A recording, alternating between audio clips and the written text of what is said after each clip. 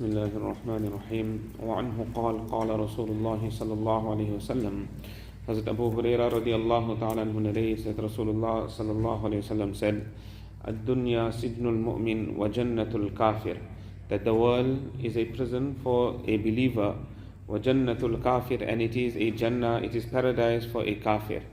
What this means, there's various explanations that have been given to this hadith of Nabi Kareem sallallahu alayhi wasallam, that no matter how much of luxury a mu'min, a believer, he enjoys in this dunya, but in comparison to the luxuries of the akhirat, it is absolutely nothing. What Allah Ta'ala has in store in Jannah, this is ma la aynun ra'at, the eye hasn't seen, wala udhunun sami'at, the ear hasn't heard of, wala khatara ala qalbi bashar, and the thought of Jannat hasn't even crossed the mind of such a person.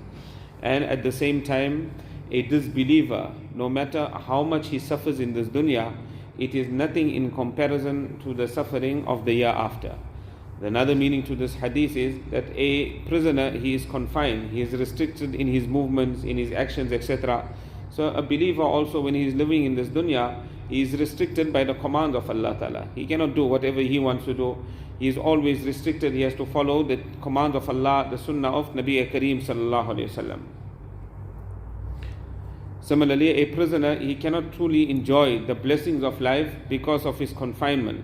Similarly, a believer is not overawed by the blessings of this temporary world. In the next hadith, وعن ابن عمر رضي الله عنهما قال أخذ رسول الله صلى الله عليه وسلم بمنكبي فقال, as Abdullah bin Umar radiallahu ta'ala says, Nabi Kareem sallallahu alayhi wasallam held me by my shoulders and he said, كن في الدنيا كأنك غريب أو عابر سبيل, that remain in this dunya like a stranger or a traveler. وكان ابن عمر رضي الله تعالى عنهما يقول, Hazrat Abdullah bin Umar رضي الله تعالى used to say, after he heard this hadith from Nabi sallallahu alayhi wasallam, that remain in this world like a stranger or a traveler, إذا أمسيت فلا تنتظر الصباح, when you spend the evening, don't even wait for the morning, because you don't know whether you're going to see the morning, you're not going to see the morning. وإذا أصبحت فلا تنتظر المساء, and when you spend the morning, then don't even wait for the evening, because you don't know whether you'll see the evening. وَخُذْ مِنْ صِحَّتِكَ لِمَرَضِكَ, and prepare for your illness when you have good health. When you have good health, don't think that that good health will remain forever and forever. Illa masha'Allah, except that Allah Ta'ala blesses a person, but at any time, illness can set in. So prepare for your illness when you have good health. وَمِنْ حَيَاتِكَ لِمَوْتِكَ, and prepare for your death whilst you have your life. You have this life. One subhanallah is so valuable, you will get a tree in Jannat. 2 rakat of namaz. There were certain buzruk, certain pious people of Sahaba, when they used to pass by the qabristan, they used to stop there and read 2 rakats of namaz. And then they used to say that today we can read 2 rakats, tomorrow when we'll be in the qabr, even these 2 rakats of namaz, we won't be able to read. قالوا في شرح هذا الحديث معناه, the commentators have mentioned in the commentary of this hadith, لا تركن إلى الدنيا ولا تتخذها وطنا, don't incline to this dunya, and don't take this world to your abode, as your abode. Really, this is not our abode is the akhirah. ولا تحدد نفسك بطول البقاء فيها, and do not convince yourself of long life in this dunya. No, I got a long way to go, I still have another maybe 30-40 years. Normally my family members, they pass away in the 80s and 90s. So don't convince yourself of a long life in this world. Many people, they say this, or in this family normally people, they pass away at this age.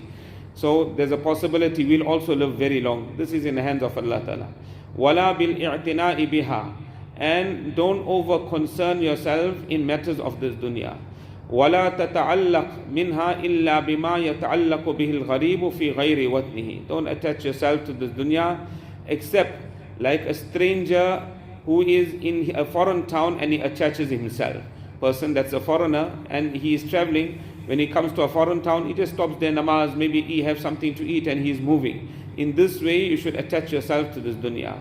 وَلَا تَشْتَغِلْ فِيهَا بِمَا لَا يَشْتَغِلُ بِهِ الْغَرِيبُ الَّذِي يُرِيدُ الذَّهَابَ إِلَىٰ أَهْلِهِ, and do not occupy yourself with this dunya except like that stranger that intends going to his family and he occupies himself.